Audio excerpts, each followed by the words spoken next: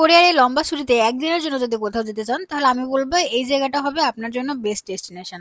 তো চলেন ভিডিওটা শুরু করা যাক। ওই দিন আমরা গিয়েছিলাম পুচ্ছনের এই জায়গাটা এর আগে আপনারা বেশ কিছু ভিডিও বা রিলসে দেখেছেন, তো আজকে আমি পুরো ডিটেলসে শেয়ার করব। এটা বেসিক্যালি একটা পুচ্ছনের আমরা যেখানে এসেছি এটার নাম হলো জিও পার্ক। এই জিও পার্ক থেকে আমরা বেসিক্যালি 5টা জায়গা কাভার করব। আমরা এইখানে গাড়ি পার্ক করেছিলাম, তারপর একটু মানে পুরো জায়গাটা আমরা জাস্ট হেঁটে হেঁটে গিয়েছিলাম। আপনারা চাইলে কিন্তু এই 5টা জায়গায় ইন্ডিভিজুয়ালি গাড়ি নিয়ে যেতে পারেন, বাট আমরা হেঁটে হেঁটে গিয়েছিলাম প্রত্যেকটা জায়গা সুন্দরভাবে এক্সপ্লোর করার জন্য। তো এখান থেকে আমরা জিও পার্কটা একটু ভিজিট করছিলাম। এটা হলো জিও পার্কের ভেতরের অংশ। এই জায়গাটা কিন্তু বেশ বড়, আর এখান থেকে কিন্তু প্রত্যেকটা জায়গার লোকেশনই খুব সুন্দরভাবে দেখা যায়। যেমনটা স্কাই ব্রিজ আছে, আর তারপরে আপনার ওয়াই শেপ ব্রিজ আছে, পুরোটাই কিন্তু দেখা যায়। আর এখানে যে হ্যাংটান যে রিভারটা আছে, রিভারের যে মানে কিভাবে আসবেন এটা দেখাইতেছিল। আর ওই যে দূরে যে দেখতে পাচ্ছেন এটা হলো সেই স্কাই ব্রিজটা। আমরা প্রথমে ওই স্কাই ব্রিজে যাব, আর এখানে যেটা দেখতে পাচ্ছেন এটা হলো ওয়াই শেপ ব্রিজটা। আর এই যে আমরা এখন চলে এসেছি স্কাই ব্রিজে। এই ব্রিজটা কিন্তু বেশ বড়, আর রাতে আসলে এই ব্রিজের একটা সুন্দর নাইট ভিউ দেখতে পারবেন। যেহেতু আমরা দিনের বেলায় ছিলাম, রাতে থাকা পসিবল ছিল না, সে জায়গা থেকে আমরা নাইট ভিউটা দেখতে পারিনি। এটা হলো নিচে, দেখেন নিচে একদম মানে পানি চলে যাইতেছে। দেন আমরা ওইখান থেকে হাইকিং করে প্রায় 1 কিলোমিটার হবে আসতে যাইতেছিলাম। এখানে আসার পরে কিন্তু ভেতরে আর একটাই যে এমন ব্রিজ দেখতে পাবেন। যদি আপনি এইভাবে হাইকিং করে না আসেন তাহলে কিন্তু এই ব্রিজটা দেখতে পাবেন না। এই ব্রিজটাও বেশ সুন্দর ছিল, যেহেতু এটা ভেতরে অনেকে এখানে এদিক দিয়ে আসেনি, তো আমরা আসছিলাম।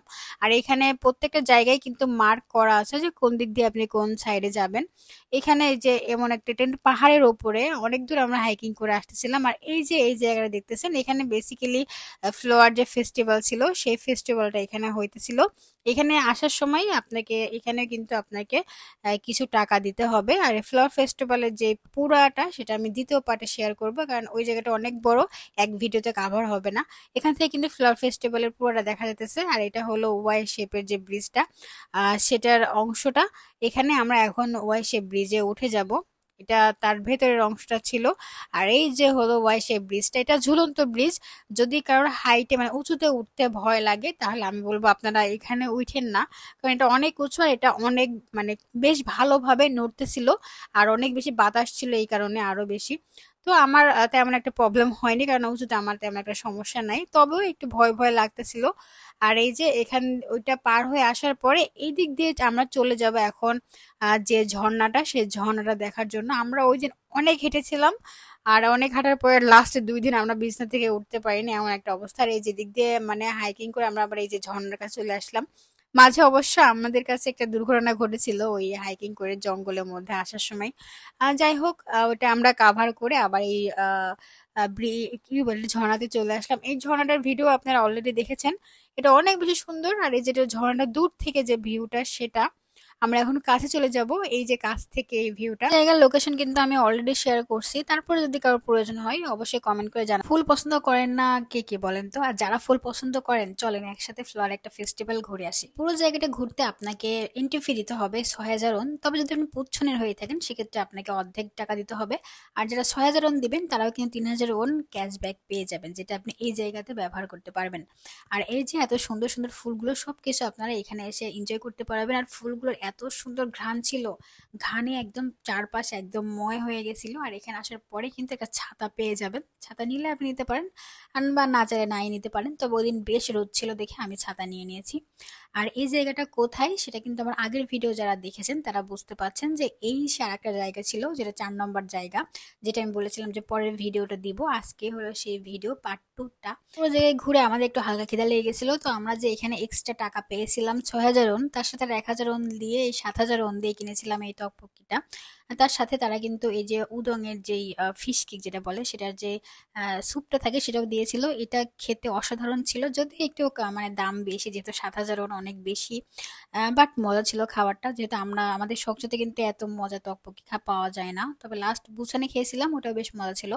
তো এটা খাওয়া দাওয়া শেষ করে আমরা আবার ঘোরাফেরা শুরু করি। তারপর এখান থেকে একটা ড্রিঙ্কস কিনি, এটা একদম অরিজিনাল ড্রিঙ্কস।